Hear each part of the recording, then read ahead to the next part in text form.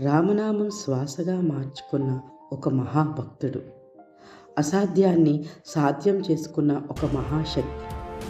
ఆ శక్తి స్వరూపమే ఆంజనేయుడు. హనుమంతుని దివ్యగాథ ఈరోజు మనం తెలుసుకోబోతున్నాం.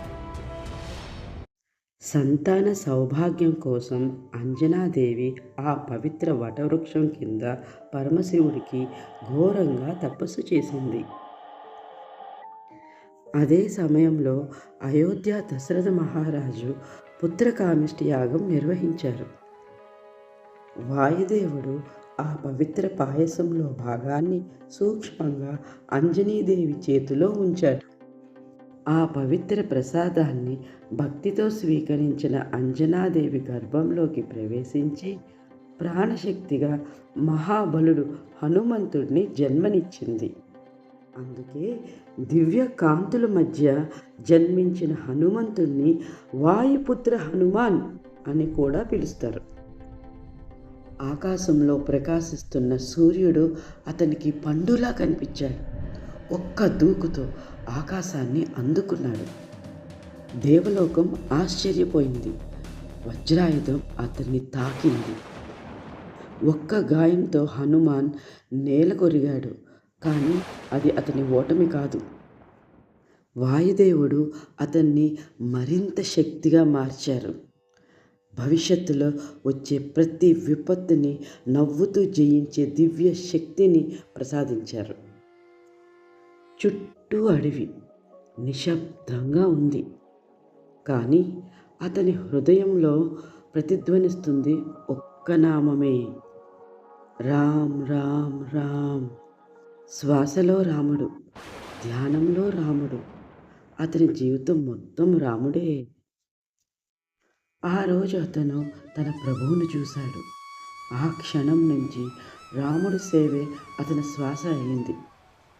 రామనామం పెదవులపై ఉంది, భక్తి హృదయంలో ఉంది. సముద్రాన్ని దాటగలనా అనే సందేహం ఉన్నా ఒక్క విశ్వాసంతో అసాధ్యాన్ని సాధ్యం చేశాడు. సముద్రంపై వాయు వేగంగా దూసుకెళ్ళాడు. వాయుగుండంలా లంకకు చేరాడు. లంకా దహనం చేసి రావణాసురుని గర్వాన్ని అణిచాడు. రామభక్తుడిగా ధర్మాన్ని నిలిపాడు. అశోకవనంలో సీత రాముడు రాక కోసం ఎంతో ఎదురు చూస్తుంది. లంకా దహనం చేసిన వీరుడు సీతమ్మ ఎదుట మాత్రం వినయంగా నిలిచాడు. అమ్మా, నేను రామదూతను. మీ దుఃఖం ఇక ముగియబోతుంది. ప్రభు రాముడు మీకోసం వస్తున్నారు అని చెప్పి ఉంగరాన్ని చూపించాడు. రామాయణ యుద్ధంలో ఇంద్రజిత్తు ప్రయోగించిన ఆయుధానికి లక్ష్మణుడు మూర్ఛపోగా అతన్ని రక్షించడానికి సంజీవిని ఉన్న ద్రోవణగిరి పర్వతాన్ని మోసుకొచ్చిన వీరుడు. రామనామస్మరణ హనుమంతుని శ్వాస. హనుమంతుడు తన గుండెను చీల్చి శ్రీరాముని చూపించి తన అచంచలమైన ప్రేమను, నిశ్చల భక్తిని నిరూపించుకున్నారు. రామనామంతో పాటు రామ మార్గం మిన్న. జై శ్రీరామ్. సర్వే జనా సుఖినో భవంతు.